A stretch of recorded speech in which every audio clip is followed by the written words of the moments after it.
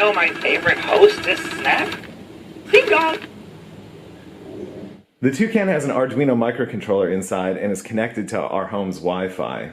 There's another device in our basement that's also connected to Wi-Fi and hardwired to our home's doorbell circuit.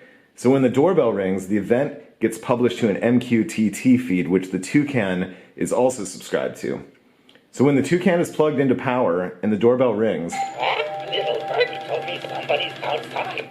it tells me that somebody's at the door. But sometimes I like to put it outside on the porch to talk to my visitors. So when it's unplugged and it's running on battery, then the Toucan assumes that it's on the porch and tells a little joke.